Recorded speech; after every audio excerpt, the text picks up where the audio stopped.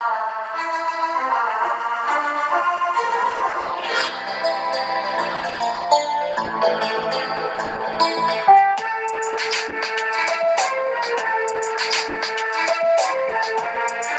నామానికి మహిమ కలుగును గాక. నా ఆత్మీయ సహోదరి ప్రతి ఒక్కరికి క్రీస్తునామ పేరిట నా హృదయపూర్వక వందనములండి. ఈ సమయంలో ఒక పాట పాడి దేవుని నామాన్ని మహిమ పరుచుకుందాం. దేవునికి మహిమ కలుగును గాక. ప్రకృతి జననానికి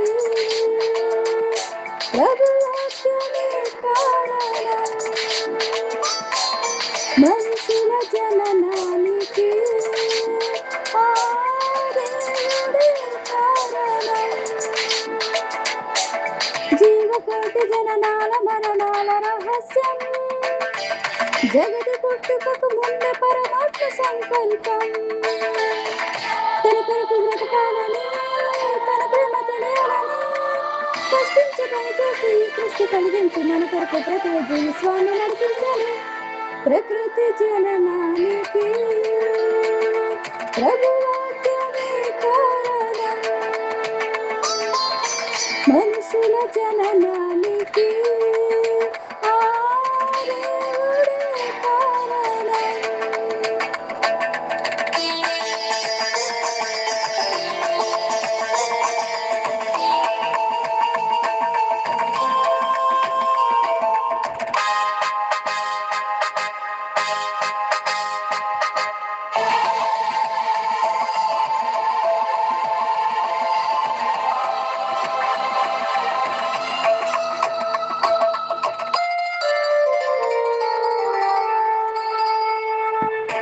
ఈ సృష్టిని పరిశీలించే అదృశ్య శక్తిని తెలుసుకో, అణువణువును విభజించేతే ఆ దేవుడున్నాడని తెలియను.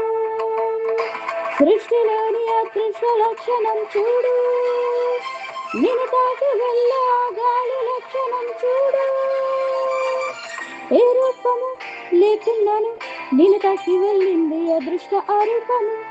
ప్రకృతి జననానికి ప్రభువాక్యమే కారణం,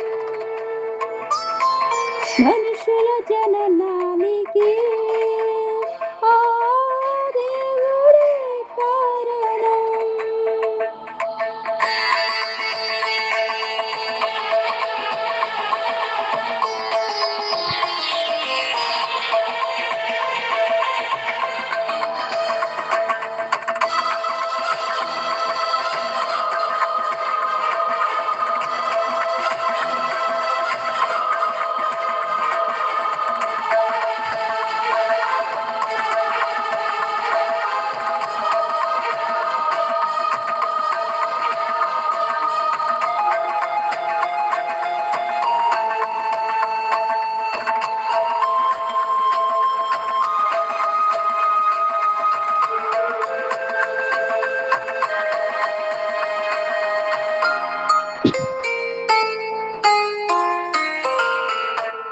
ప్రతిదినమున ఉదయించును ఆ సూర్యగమనాన్ని తెలుసుకో, ప్రతి మనిషికి వెలుగిచ్చిన ఆ సూర్య శక్తిని తెలుసుకో.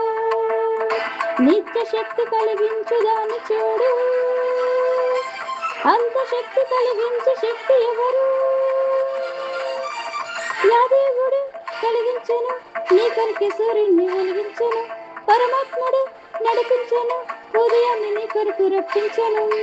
ఆ వెలుగు నీ కోసం, ఆ వేడి నీ కోసం, ఈ గాలి నీ కోసం, ఈ నేల నీ కోసం, ఈ నింగి నీ కోసం, ఈ నీరు నీ కోసం, ఈ కాయ నీ కోసం, ఈ పువ్వు నీ కోసం. ఎగిరేటి పక్షులను, తిరిగేటి జంతువులను, పెరిగేటి మొక్కలను, సముద్రంలో చేపలను చేసిందెవరో తెలియాలంటే సృష్టిని పరిశీలిస్తే పరమాత్మ ఆత్మ చెబుతుంది. అణువణువు విడగొడితే పరమాత్మ అవుతుంది, పరమాత్మ విడగొడితే శబ్దం పుడుతుంది, శబ్దం వలనే విశ్వం పుట్టిందని చెబుతుంది. దేవుని వాక్ సృష్టిని చేసిందని చెప్తుంది. కులము కాదు ఇది, మతము కాదు, మత గ్రంథమే కాదు బైబిలు. మహాజ్ఞానమని చదివితే జ్ఞానులవుతారు అందరూ. విశ్వం పుట్టుక, వృక్షం పుట్టుక, మానవ పుట్టుక, జీవుల పుట్టుక, పక్షుల పుట్టుక, పురుగుల పుట్టుక, జీవమున్న జల జలముల పుట్టుక ముందే తెలిపిన బైబిల్ మత గ్రంథం అవుతుందా? సకల శాస్త్రము కలిగిన బైబిల్ శాస్త్రం అవుతుందా? సృష్టికర్త రాయించిన గ్రంథం, సృష్టిని గూర్చి తెలిపిన గ్రంథం, జనన మరణాలు గ్రంథం, దేశ భవిష్యత్తు తెలిపిన సకల భాషలలో వెలిసిన గ్రంథం బైబిలు. ముద్రించిన వాటిలో మొదటి గ్రంథమే బైబిలు. యా వాక్యమే క్రీస్తుని తెలుసుకో, ఇది నమ్మకపోతే రుజువుతో ఎదురు